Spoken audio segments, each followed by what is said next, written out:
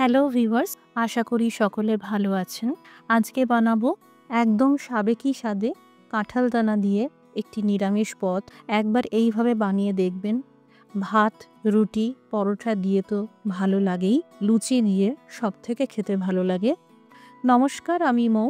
আপনারা দেখছেন মৌয়ের সাথে রান্নাবান্না। রেসিপিটি ভালো লাগলে লাইক দিয়ে শেয়ার করে দেবেন। প্রতিদিন আরও নতুন নতুন রান্না আর বিশেষ করে নিরামিষ রান্নার জন্য আমার চ্যানেলটি সাবস্ক্রাইব করে রাখুন।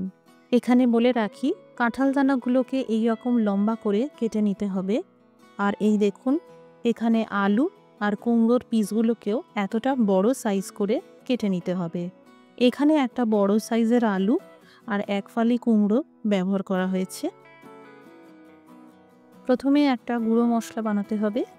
এর জন্য শুকনো কড়াইতে 1 চামচ আস্ত জিরে দিয়ে দিলাম, 1 চামচ আস্ত মৌরি দিয়ে দিলাম, একটা বড় এলাচ দিয়ে দিলাম।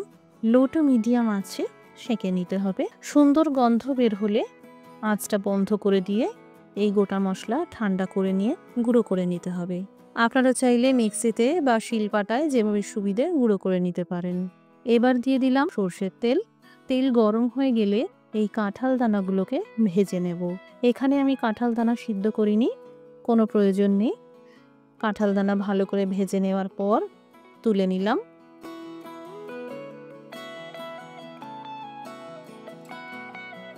ফোড়নে দিয়ে দিলাম 1 চামচ 5 ফোড়ন, একটা শুকনো আস্ত লঙ্কা, একটা তেজপাতা আর সামান্য জলে 1 চামচ হলুদ গুঁড়ো আর 1 চামচ কাশ্মীরি লঙ্কার গুঁড়ো গুলে রেখেছিলাম দিয়ে দিলাম।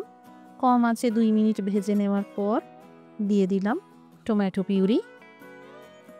এখানে আমি দুটো বড় সাইজের টমেটোকে মিক্সিতে পেস্ট করে নিয়েছিলাম।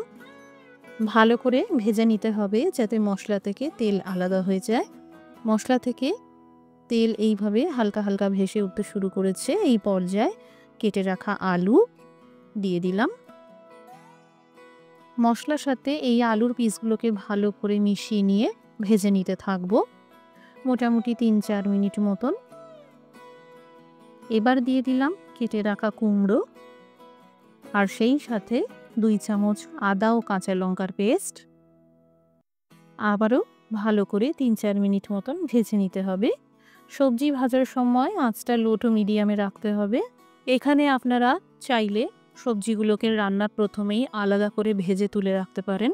আমি বেশি তেল দিয়ে এই রান্নাটা করি না, তাই এইভাবে করলাম।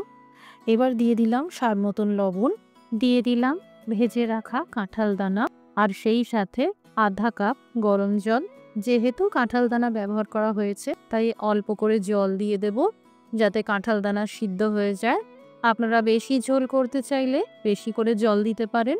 বেশ 3-4 মিনিট পর ঢাকা খুলে এই তৈরি করা সেঁকা মশলার গুঁড়োটা দিয়ে দিলাম। আবারও ভালো করে মিশিয়ে নিয়ে নেড়েচেড়ে ঢেকে দিলাম। আরও 3-4 মিনিটের জন্য রান্না করতে হবে।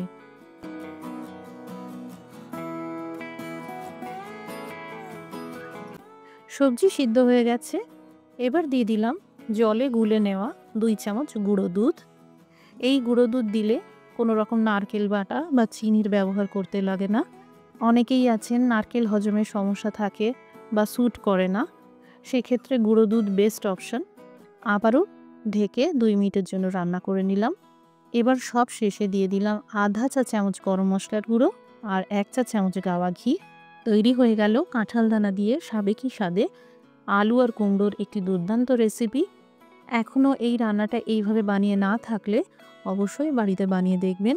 বাড়িতে বানালে কমেন্ট করে জানাতে পারেন কেমন তৈরি হলো। রেসিপিটি দেখার জন্য অসংখ্য ধন্যবাদ। সবাই ভালো থাকুন, সুস্থ থাকুন।